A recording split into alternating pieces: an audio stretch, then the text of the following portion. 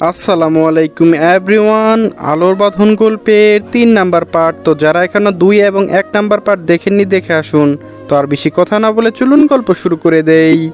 আধার সোজা হয়ে দাঁড়িয়ে শান্ত গলায় বলল, ওকে ফাইন, বাট শাস্তিস্বরূপ আগামীকাল 3টে প্রেজেন্টেশন কমপ্লিট করে নিয়ে আসতে হবে। Got it?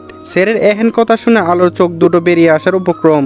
যেখানে একটা প্রেজেন্টেশন করতে নাজেহাল অবস্থা হয়, সেখানে 3টা, তাও এক রাতে, অসম্ভব। সে কিছু বলতে যাবে তার আগে ক্লাস টাইমের শেষ ঘন্টা বেজে গেল।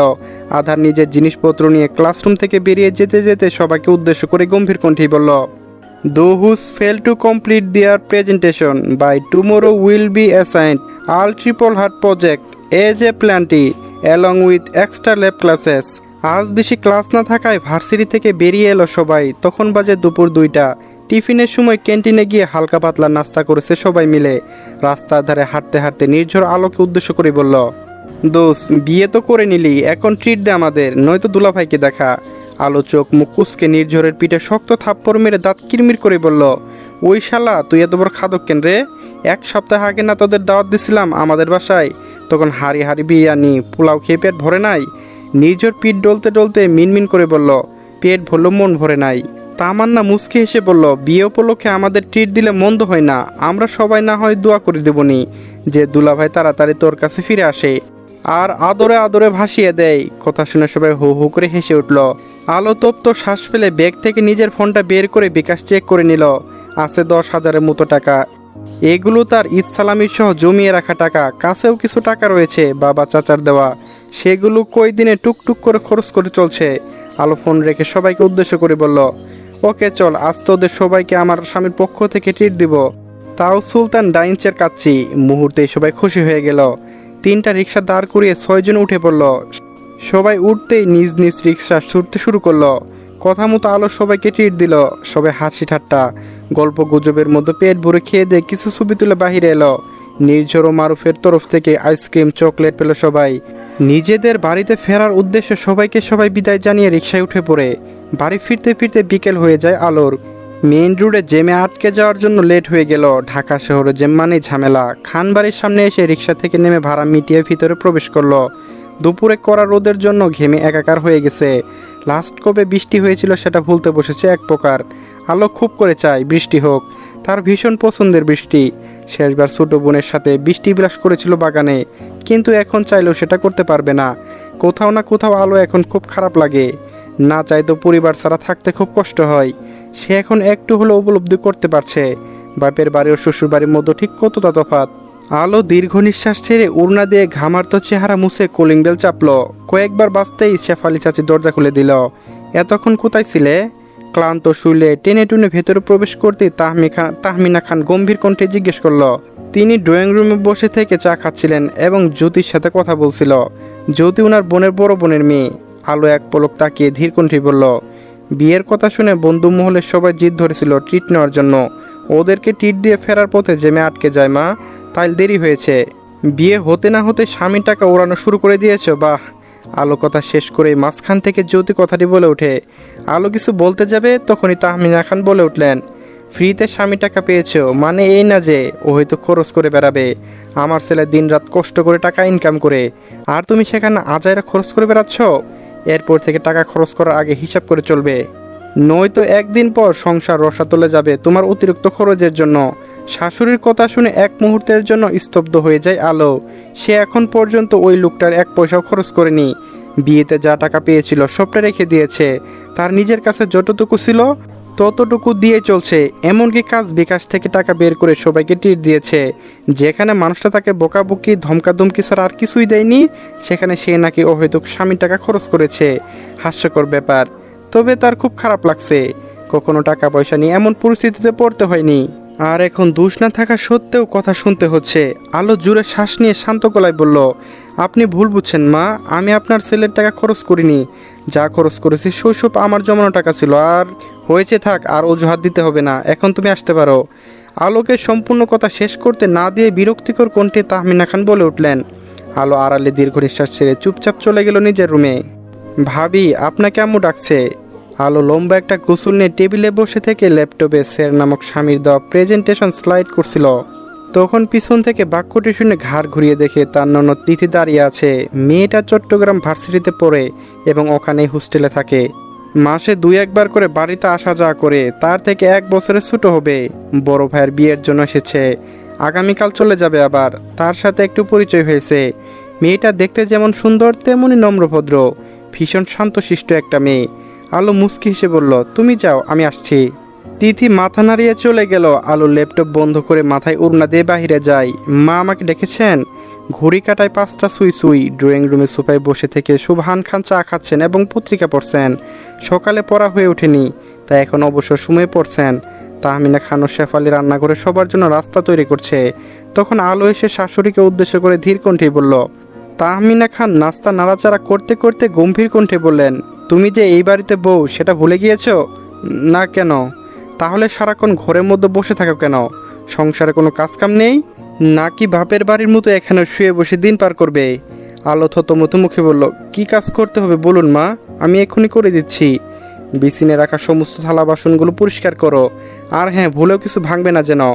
আলো কিছু না বলে বেসিনের দিকে এগিয়ে যেতে লাগলো। তখন শেফালি বলে উঠল, নতুন বউ, আপনি খারান, মুই সব পরিষ্কার করে দিতেছি। কাজের লোকের কথা শুনে তাহমিনা খান চোখ গরম করে তাকালেন। আলো মুচকি হেসে বলল, চাচি আপনি সবজি সাবধানে কাটুন, আমি এইগুলো করছি। তারপর আলো ধীরে ধীরে ও সাবধানে সব কিছু ধুয়ে মুছে সুন্দর করে সাজিয়ে রাখলো। হাতে হ্যান্ড ওয়াশ করতে করতে জানতে চাইলো, আর কিছু করতে হবে মা? আজ রাতে সব রান্না তুমি করবে? রান্না করার কথা শুনে আলো চুপসে গেল। তার কখনো রান্নাঘরে যাওয়া প্রয়োজন হয়নি। সবার আদরে মেয়ে ছিল, যে কিনা লুডুস পর্যন্ত, পাস্তা, অমলেট ও কফি পর্যন্ত রান্না জানে না। তাই সে কিচেনে ট্রাওয়ালে ভেজা হাত মুছে শাশুড়ি পাশে এসে দাঁড়িয়ে আমতামতা করে বলল, আসলে মা, আমি তো তেমন একটা রান্না করতে পারি না, তবে আপনি যদি শিখিয়ে দেন তাহলে আমি কাল থেকে রান্না করব, কারণ আমি চাচ্ছি না আমার জন্য খাবারগুলো নষ্ট হোক। আলোর কথা শুনে তাহমিনা খান চোখ দুটো বড় বড় করে তাকায়। জিজ্ঞেস করলো, তুমি সত্যি রান্না জানো না? আলো দুই দিকে মাথা নাড়িয়ে না বোঝায়, যেটা পারে না সেটা নিয়ে মিথ্যা বলার কী লাভ? দরকার হলে সে আস্তে আস্তে সব কিছু শিখে নেবে। আলো ভেবেছিল তার শাশুড়ি মা হয়তো এটা নিয়ে তেমন রিয়াক্ট করবে না, কিন্তু তিনি তাকে ভুল প্রমাণ করে দিয়ে চুলা বন্ধ করে দ্রুত বেরিয়ে গেল রান্নাঘর থেকে। বাবা, আপনি কোন মেয়েকে নাতি বউ করে নিয়ে এসেছেন? ছেলের দ্বিতীয় বউয়ের কথা শুনে সুবহান খান মুখ তুলে তাকিয়ে জানতে চাইলেন, কি হয়েছে ছোট বৌমা, হঠাৎ এমন প্রশ্ন করছে কেন? এমন প্রশ্ন করব না তার কি করব বাবা? আপনি কেমন মেয়েকে আমার ছেলের বউ বানিয়েছেন, যে মেয়ে কিনা সামান্য রান্নাটুকু করতে পারে না, আর সেই মেয়ে খানবারে বড় বউ? এটা হওয়া আদৌ যোগ্যতা ছিল ওই মেয়ের? মুখ সামলে কথা বলো ছোট বৌমা, কার কোন যোগ্যতা আছে কি না নেই সেটা আমাকে শিখাতে এসো না। সুবহান খান গম্ভীর মুখে বাক্য সুরে। ততক্ষণে সবাই ড্রয়িং রুমে হাজির। তাহমিনা খান তাচ্ছিল্য সুরে বললেন, একটা বাহিরে মেয়ের জন্য আপনি আমার সাথে এমন ব্যবহার করছেন বাবা? তুমি যাকে বাহিরের মেয়ে বলছো, সে আমার বড় নাতির বিয়ে করা একমাত্র বউ, আমার আদরে নাতি বউ। আধার কিছুক্ষণ আগে বাড়ি ফিরে রুমে গিয়ে শাওয়ার নিয়ে বেরিয়েছে। ড্রয়িং রুম থেকে চেঁচামেচির আওয়াজ শুনে রুম থেকে বেরিয়ে এলো। তখনই তার নজর সর্বপ্রথম গিয়ে পড়ল আদরে দাঁড়িয়ে থাকা রমণী একজোড়া অশ্রুসিক্ত নয়নের দিকে। আধার দৃষ্টি সরিয়ে তাহমিনা খানের দিকে নিরুদ্ধ করে শান্ত গলায় জানতে চাইল, কি হয়েছে, আপনি এত রেগে রয়েছেন কেন? কোনো সমস্যা? এই বাড়ি বউ রান্না জানে না, তাকে বলার পর সে উল্টো আমাকে হুকুম করে রান্না করার জন্য। তুমি তো জানো আমার বাতের ব্যথা রয়েছে, বেশিক্ষণ দাঁড়িয়ে থাকতে পারি না। সেখানে ওই মেয়ে আমাকে সাহায্য করা বাদ দিয়ে শুয়ে বসে খেতে দিন পার করছে। তুমি বলো এইভাবে চললে সংসার কিভাবে চলবে? আধার কিছুক্ষণ চুপ থেকে গম্ভীর কণ্ঠে বলল, আগে যেভাবে সংসার চলেছে সেভাবে না হয় চলবে ছোট মা। ও রান্না জানুক আর না জানুক এতে কোনো সমস্যা নেই। রান্না করার জন্য শেফালি চাচি রয়েছে তো। তবুও যদি আপনি চান বাড়ি বউ রান্না করবে, তাহলে ওকে কিছুটা সময় দিন সব কিছু শিখে নেওয়ার জন্য। আমার শুরু থেকে কেউ সব কিছু শিখে নিয়ে পড়ে আসি নাই। তিথি যেমন আমাদের বাড়ি আদরের মেয়ে, ঠিক তেমনি আলোকেও তার বাড়ি আদরের মেয়ে। আপনি যেমন তিথিকে রান্নাঘরে যেতে দেন না, তেমনি তার মা ওদেরকে যেতে দিত না। এটা একদম স্বাভাবিক বিষয়। আমি আশা করছি আপনি আলোকে সময় দিবেন সব কিছু মানিয়ে নেওয়ার জন্য। কিছু ভুল করলে শুধরে দিয়ে শিখিয়ে দিবেন। আপনি না পারলে শেফালি চাচিকে বলবেন, উনি সব শিখিয়ে দিবে। আলো এক মুহূর্তের জন্য ভেবেছিল তার শাশুড়ির মতো হয়তো ওই মানুষটাও তাকে কথা শোনাবে, কিন্তু তার পক্ষ নিয়ে এইভাবে যে প্রতিবাদ করবে সেটা কখনোই ভাবতে পারেনি। ঠিক তখনই তাহমিনা খানও ভাবতে পারেনি। তিনি তাচ্ছিল্য সুরে বললেন, বিয়ে করতে না করতেই মাকে পর করে দিলে? আপনি ভুল ভাবছেন, আমি জাস্ট ফ্যাক্ট তুলে ধরেছি। এই সামান্য রান্নার বিষয় নিয়ে খানবাড়ি ঝামেলা শোভা পায় না। আর আপনি খুব ভালো করে জানেন আমি ঝামেলা এড়িয়ে চলি। বাড়িতে কোনো বিষয় নিয়ে অশান্তি হোক সেটা একদম চায় না। তবুও যদি আপনার এমন করেন তাহলে বলুন, আমি এখনই চলে যাচ্ছি। এসব ড্রামা দেখার মোটেও ইচ্ছে নেই। তাহমিনা খান কিছু না বলে হন হন করে নিজের রুমে চলে গেল। ওনার পিছু পিছু জ্যোতি ও তিথি যায়। নাতির কথাগুলো শুনে আজ বেশ খুশি হয়েছে সোবহান খান, তবে সেটা মুখে প্রকাশ করলো না। চুপচাপ বসে থেকে ঠান্ডা চায়ের কাপে চুমুক দিয়ে খবরের কাগজ দৃষ্টি রাখলেন। আলো আড়ালে ওড়না দিয়ে চোখের পানি মুছে পিছন ফিরে রান্নাঘরের দিকে পা বাড়াতেই আধার গম্ভীর কণ্ঠে বলে উঠল, আগামীকাল যদি প্রেজেন্টেশন খারাপ হয় তাহলে আপনাকে 10 তলা থেকে টুপ করে ফেলে দেব মিস কালো। তখন হাসপাতালে বেডে শুয়ে থেকে রান্নাবান্না করেন। রাত বাজে 10:30। নিস্তব্ধ রুমের মাঝে পড়ার টেবিলে বসে থেকে কাজ করছে আলো। তখন সে রান্না করতে চাইলেও শেফালি চাচি করতে দেননি। তিনি আজ জোর করেনি, নয়তো দেখা যেত হাত পা পুড়িয়ে বসে আছে। তার মধ্যে স্যারের হুমকি তো ছিলই। সে আর যাই হোক, এই লোকটাকে এসব ব্যাপারে মোটেও বিশ্বাস করে না। তবে আজ সন্ধ্যার ঘটনার জন্য বেশ মন খারাপ তার। কোথাও না কোথাও নিজের উপরে বড্ড রাগ হচ্ছে। ফাঁকি না দিয়ে যদি রান্নাবান্না শিখে নিত তাহলে হয়তো এমন পরিস্থিতিতে পড়তে হতো না। সবই কপাল। আলো দীর্ঘ নিঃশ্বাস ছেড়ে স্লাইড বানাতে মনোযোগ দিল। অলরেডি 2টা শেষের পথে, আরেকটি হয়ে গেলে প্রেজেন্টেশন কমপ্লিট। তারপর নাক ডেকে আরামসে ঘুম দিবে। মাথা বড্ড ব্যথা করছে। আধার কিছু কাজের জন্য বাইরে গিয়েছিল। বাড়িতে ফিরতে ফিরতে 11:30 বেজে যায়। ড্রয়িং রুমে প্রবেশ করতেই তিথি ছুটে এলো। আধার নিয়ে আসা ফুচকা, ভেলপুরি, কাবাব ও আইসক্রিমগুলো ছোটো বোনের হাতে দিয়ে ধীর কণ্ঠে বলল, কাল রাতে তোকে চট্টগ্রামে ড্রপ করে দিয়ে আসবনি।